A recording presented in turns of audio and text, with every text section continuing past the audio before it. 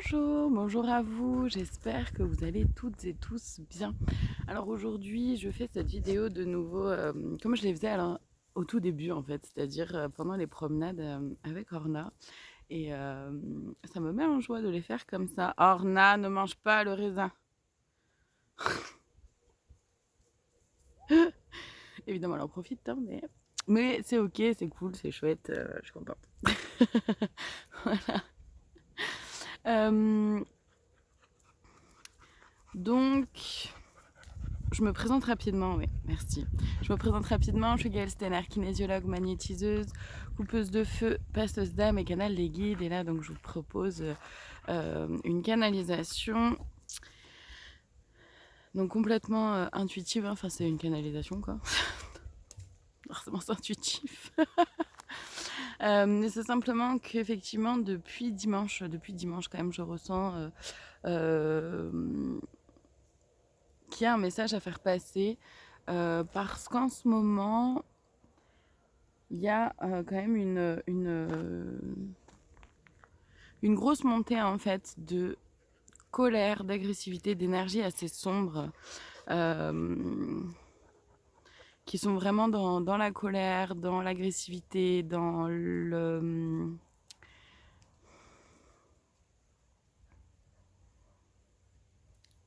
combat. Je ressens vraiment ces énergies-là qui sont de plus en plus en train de monter. Et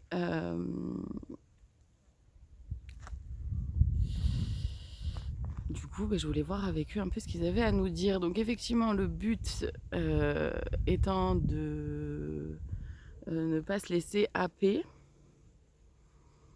de ne rien faire non plus pour attiser le feu de la destruction, mais bien avoir un feu qui soit, comment dire, porteur, transformateur. Un feu intérieur évidemment, un feu intérieur qui aille vers justement la paix intérieure, le calme, pour pouvoir transmuter en fait, justement transmuter, faire changer en fait cette colère, cette agressivité en quelque chose de bien plus positif, bien plus doux et bien plus léger. Excusez-moi. Orna, sors de là. Orna, s'il te plaît, descends. Allez. Allez. Merci. Merci. Donc voilà, c'est vraiment d'être dans ces énergies-là, plus dans la légèreté, dans la douceur. Évidemment, tout part de soi. Bien. Pardon. Évidemment, tout part de soi et tout se transforme déjà à travers soi. C'est-à-dire, qu'est-ce que je peux mettre en place pour aller vers plus de calme, aller vers plus de légèreté au quotidien et pour nourrir ces énergies-là, en fait. La douceur, le calme, la paix, ouais. Ensuite, attention à la toxicité, ça fait un moment qu'on le dit, mais là ça revient aussi vachement en force. Bah oui, forcément, avec les énergies de colère et d'agressivité qui montent, forcément.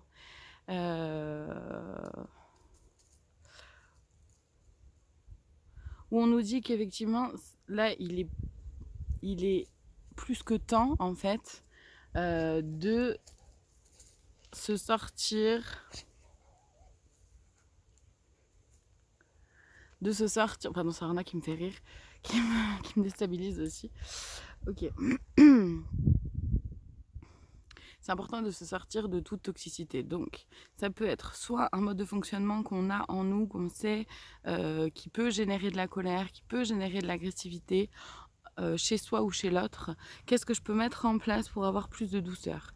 Ça peut être de la toxicité aussi par rapport à des relations toxiques, des relations avec qui ça résonne plus.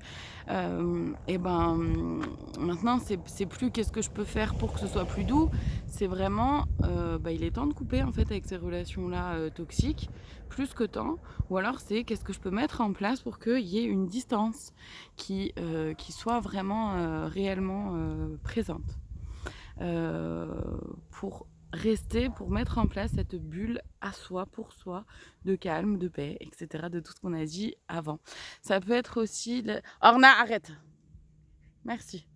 Sors de là, viens ici, là. T'avais trouvé un joli bâton, joue avec ton bâton. Ça peut être aussi la toxicité, par exemple dans le lieu de vie. Si on se sent plus bien là où on est, alors ça veut pas dire forcément là tout de suite prendre ses affaires et s'en aller, mais qu'est-ce que je mets en place pour partir, qu'est-ce que je mets en place pour aller ailleurs. Et aller ailleurs, ça veut dire quoi? Ça veut dire aller où exactement?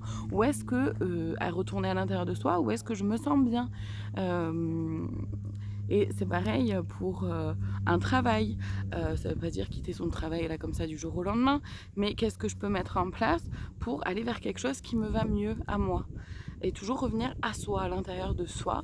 Euh, parce que en fait, en restant là où on n'est pas bien, là où ça résonne plus, ça vient nourrir de la frustration qui elle-même vient nourrir, peut-être, ça peut être des ressentiments qui viennent nourrir de la colère, qui vient nourrir plein de choses qui sont pas du tout positives.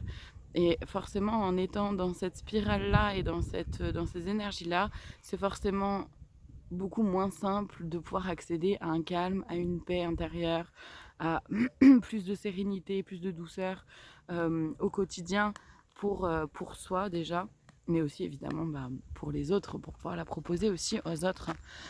Ouais, et chakra de la gorge. Chakra de la gorge travaille bien parce qu'il va être important de s'exprimer, de poser ses limites, de mettre un cadre, de pouvoir se dire soi avec authenticité. Ça veut dire quoi? Parce que ça veut simplement pouvoir... en fait, ça veut dire de pouvoir simplement, justement, pouvoir simplement dire ce qui se passe en soi, comment je vis les choses. Quand j'entends ça, voilà ce que ça me fait vivre. Quand je suis dans cette situation-là, voilà ce que ça me fait vivre. Être authentique, honnête, sincère, d'abord envers soi pour pouvoir l'être aussi envers les autres. Se regarder vraiment avec beaucoup plus de clarté, beaucoup plus de... avoir l'audace, ouais c'est ça. Avoir l'audace de se regarder avec plus de vérité en fait. Et c'est ok d'avoir du sombre, c'est ok d'avoir des choses qui ne nous conviennent pas, c'est ok d'avoir des défauts, bien sûr que c'est ok, on est des êtres humains, on en a tous et toutes, et c'est aussi ce qui fait notre beauté, mais c'est qu'est-ce que j'en fais de ces défauts, si ça me gêne, s'ils me gênent, qu'est-ce que j'en fais? Comment j'arrive à les transmuter, comment j'arrive à faire en sorte que ces défauts-là ne prennent pas le dessus. C'est tout ça en fait, c'est beaucoup, beaucoup, beaucoup dans la communication. Orna, merci.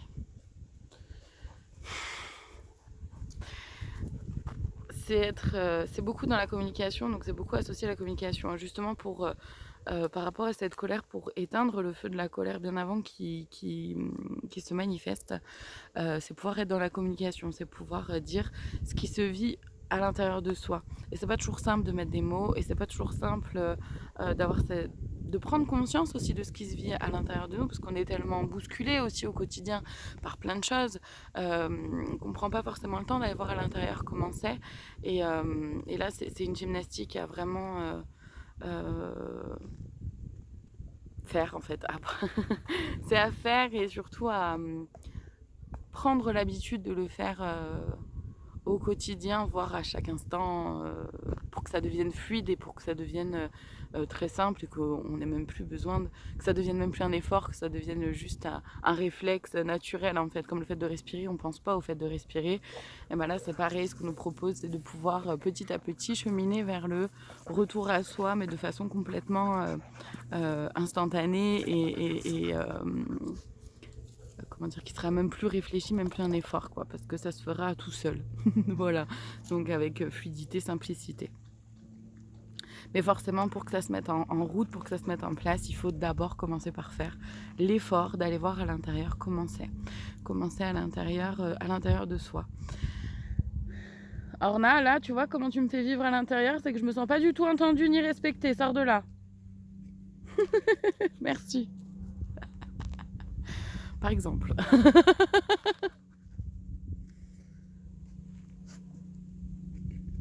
Si je te dis de pas faire ça, c'est pas pour te punir, c'est simplement parce que... Enfin, pour te préserver, en fait.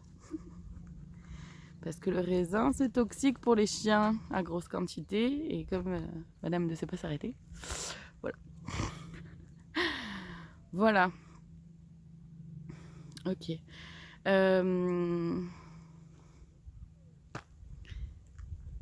C'est dire, ouais, c'est se dire et dire ce qui se vient en soi. Mais c'est aussi du coup, oui, évidemment, effectivement, merci. C'est aussi du coup quand on est en relation avec les autres, parce que la communication, forcément, c'est je parle, donc je parle à quelqu'un. Mais du coup, la communication, c'est aussi être capable d'entendre, hein, d'écouter et d'entendre ce que l'autre a à dire. Et des fois, c'est pas forcément facile et c'est pas forcément ce qu'on a envie d'entendre, mais c'est accepter que l'autre puisse dire sa vérité aussi. D'être du coup dans l'accueil de tout ça. Et du coup, aussi, du coup, pouvoir communiquer, c'est aussi dire, comment dire les choses, c'est dire aussi ce qu'on ressent, et ce qu'on ressent à l'autre. Dire ne pas être dans la pudeur, en fait, ne pas avoir peur de dire à quelqu'un qu'on l'aime, que si on fait certaines choses, c'est parce qu'on l'aime, c'est parce qu'on pense le préserver ou parce qu'on pense le mettre en sécurité quand on agit de telle façon, quand on dit telle chose. C'est pouvoir le dire parce que l'autre en face pourra dire ok, bah merci, mais en fait, moi, j'ai peut-être pas besoin de ça pour que si tu veux m'aimer, si tu veux me protéger, si tu veux faire ça pour moi, ben voilà comment tu pourrais t'y prendre pour que moi ça m'aille à moi. Orna, merci. Voilà comment tu pourrais t'y prendre. En fait, voilà, pour que ça m'aille à moi, pour que moi je me sente effectivement protégée, aimée, entourée, mais de la façon qui me convienne à moi, puisque tu veux le faire pour moi, donc fais-le à ma façon. Et c'est un peu ça qu'on nous propose aussi, quelque part. C'est ça la communication aussi. C'est pouvoir se dire, pouvoir entendre et pouvoir se réajuster. Donc ça fait beaucoup, c'est pas forcément toujours simple. Et puis on peut pas le faire pour le moment, on peut pas toujours le faire avec tout le monde. Mais en tout cas, on peut lancer cette énergie-là. On peut lancer cette énergie-là pour que l'autre la saisisse ou pas. En tout cas, voilà, de ne pas avoir peur de dire pourquoi on fait les choses, pourquoi on pense de telle façon. Pas dans le fait de se justifier et ni pour que l'autre adhère à ce qu'on dit ou à ce qu'on fait ou à ce qu'on pense, simplement pour exposer son point de vue, pour que l'autre puisse mettre les lunettes, nos lunettes à nous pour voir les choses à notre façon. Après, ça lui va pas. Il a le droit, l'autre a le droit de se positionner par rapport à ça et de nous montrer aussi ses propres lunettes. Je sais pas si c'est très clair ce que je dis, en tout cas j'espère. C'est simplement pour nous aider à faire un pas de côté par rapport à notre propre vision des choses. Pouvoir accéder et accepter que l'autre puisse avoir un regard différent et du coup pouvoir toucher du doigt ce regard différent qu'est en l'autre. Donc mieux le comprendre, mieux comprendre l'autre, avoir plus d'empathie, de compassion pour l'autre et du coup plus d'empathie, de compassion aussi pour soi-même. Et donc du coup mettre en place des choses qui soient beaucoup plus douces, beaucoup plus légères pour soi et pour l'autre quand on est en relation avec quelqu'un, quand ça concerne la relation avec quelqu'un. Et la relation avec quelqu'un, elle est sur autant amoureuse, familiale, amicale, professionnelle, enfin, c'est sur tous les plans, hein, dès qu'on est en relation en fait. Voilà. Et ça peut être aussi de soi à soi, oui, merci beaucoup. De soi à soi, on peut aussi justement aller le fait d'aller à l'intérieur, de voir comment c'est à l'intérieur, ce que ça nous fait vivre. Et ben c'est déjà une première relation de soi à soi. Comment je me sens, comment je me vis, et qu'est-ce que je peux mettre en place pour moi pour que ça aille mieux, pour que j'aille mieux, pour que ce soit plus doux, pour que j'aille plus dans la sérénité ou pour que j'aille, voilà, faire plus de ce dont j'ai besoin en fait, tout simplement. En tout cas, voilà. Voilà pour ces énergies-là en ce moment qui remontent. Hein. Il y a du sombre de toute façon qui remonte, c'est pas fini. Il y en a encore. On a eu une petite fumée il y a quelques temps, on va dire. C'était la petite fumée de l'ombre. Là maintenant, la fumée s'épaissit de ce que je vois. Hein, parce que je vous décris les images que je reçois. Donc là, la fumée de l'ombre s'épaissit. Et va prendre encore plus d'ampleur parce qu'il est important. Pour pouvoir mettre de la lumière, il faut que l'ombre laisse de la place. Il faut faire le vide pour faire le plein, donc évidemment, il faut que l'ombre transmute pour qu'il y ait la lumière qui arrive. Tout ça pour dire qu'en gros, en gros, c'est qu'il y a beaucoup de dysfonctionnements qui vont être mis en avant, mis en exergue, mis en lumière. Parce que pour pouvoir transmuter et changer quelque chose, il faut forcément en prendre conscience. Prendre conscience des dysfonctionnements pour aller vers un refonctionnement. Voilà. Donc, c'est pour ça que la fumée du sombre ne fait que grandir et s'épaissir encore un petit peu. C'est pas fini, mais ça va se dissiper aussi quelque part. Voilà. Est-ce qu'il y a autre chose?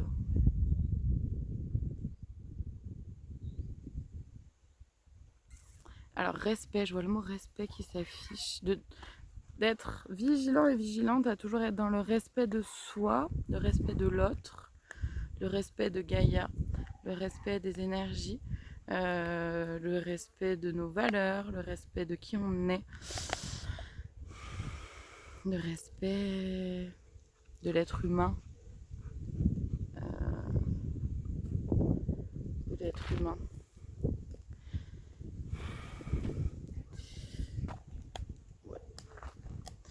Ouais.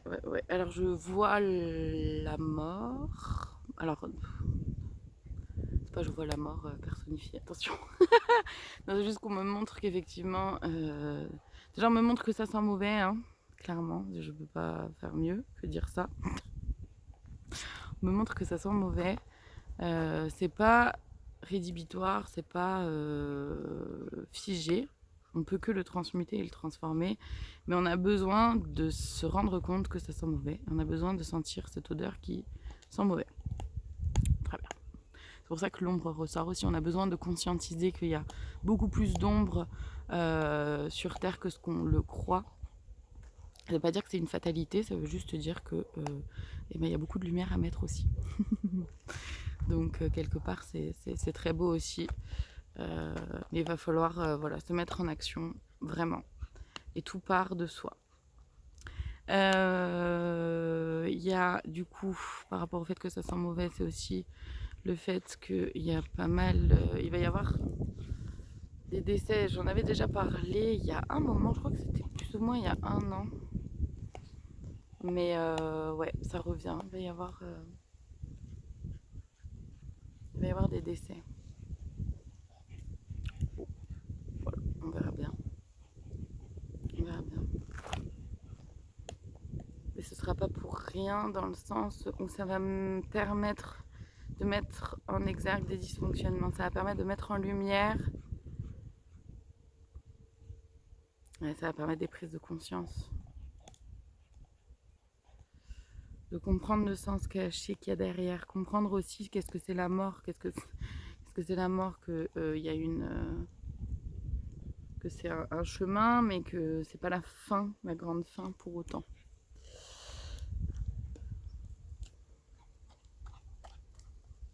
Il y a un renouveau. Après chaque mort, il y a un renouveau. Mais c'est aussi la mort, c'est aussi la mort en soi. C'est-à-dire que, par exemple, j'en sais rien, moi, la Gaëlle d'il y a 10 ans, elle n'existe plus. Non, ça c'est sûr et certain. La Gaëlle d'il y a 10 ans, elle est plus là. Bon, ben voilà. Et c'est ça aussi, mourir et renaître à soi aussi. Parce qu'on est en transformation. C'est ça aussi, transmuter. Ok. Est-ce qu'il y a autre chose? Est-ce qu'il y a des précisions à donner là par rapport à cette histoire de mort? Ça reviendra plus tard, d'accord? Avec les cartes, ok.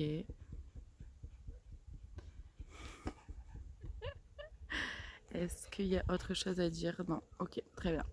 Eh bien écoutez, je vous remercie infiniment de votre présence. Et c'est à grande échelle, sur tous les plans. Et puis, je vous dis à très bientôt pour d'autres vidéos et je vous remercie beaucoup. Allez, à bientôt, merci à vous.